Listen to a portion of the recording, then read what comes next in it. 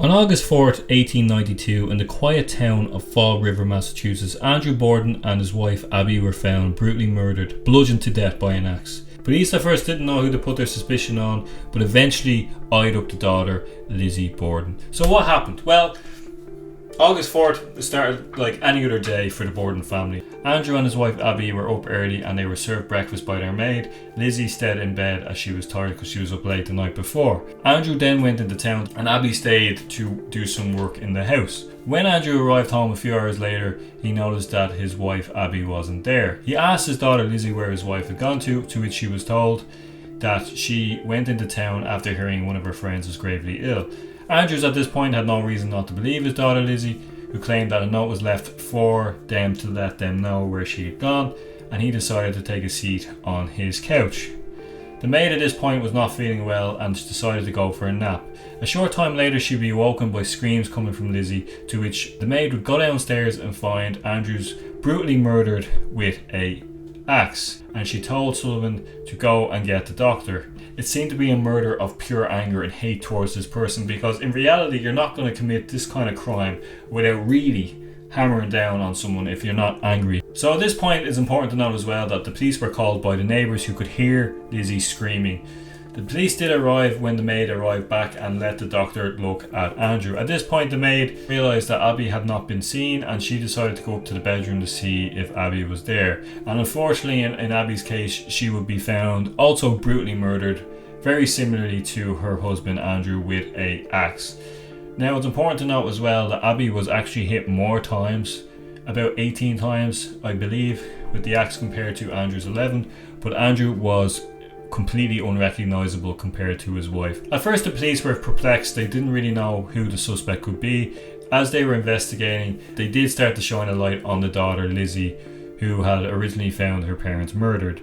Now there's a few reasons as to why the police did look at Lizzie, but just before we get into that, I should mention as well that the police wrongfully concluded in the beginning that there was a Portuguese man who had just moved into the area who was accused of committing the crimes and later acquitted. Because the police didn't know this man, because he wasn't from the area, a lot of assumptions were made, assumptions that shouldn't have been made, and unfortunately for that man he was arrested but thankfully later released. Now there's a few reasons why as the police started to look at Lizzie. One reason was Lizzie's stories kept changing. Every time the police talked to her she kept giving them a different variation of what happened. And there's many reasons as to why the daughter might have wanted to kill her parents. One reason could be of course to inherit the house, another reason could be inherit the money. They were a very wealthy family. The community at the time were very shocked of course by this horrific crime. Both Lizzie and Emma, who was Lizzie's sister, were both described as very law-abiding and devout Christians. So even at this time a lot of people who lived in the area would not have suspected Lizzie of committing the crime. Now Lizzie did a sworn testimony with District Attorney Hosea Knowlton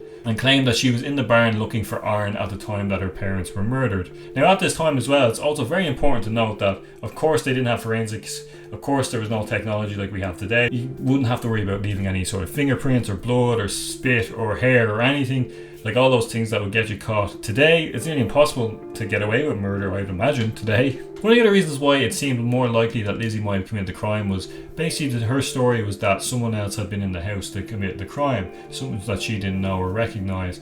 But the problem is, because there's a big time gap between the death of Abby and her husband Andrew, that would mean that someone would have had to have murdered Abby in her room, hid in the house for a few hours, and then went and murdered the husband Andrew, which didn't really add up, because to me I feel like if there's someone hiding in your house you're going to see them.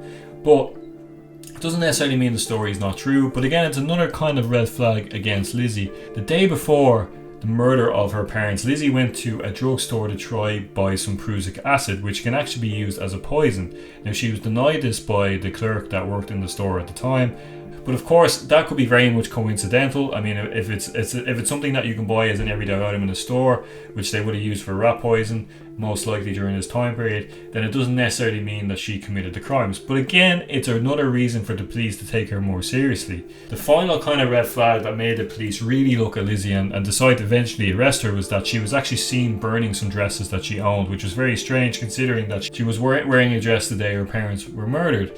And the only reason you might burn a dress is because maybe, and I'm no expert here, but maybe you got some blood on yourself and you're trying to, burn off the evidence. There was enough coincidental evidence here for the police to eventually arrest Lizzie on August 8th. She would then go to trial. Now, I think it's important to note that during this particular trial that the defendant, of course, she did not provide any sort of testimony. She did, however, apparently faint when she saw the skulls of her dead parents and could see the brutality of the murders.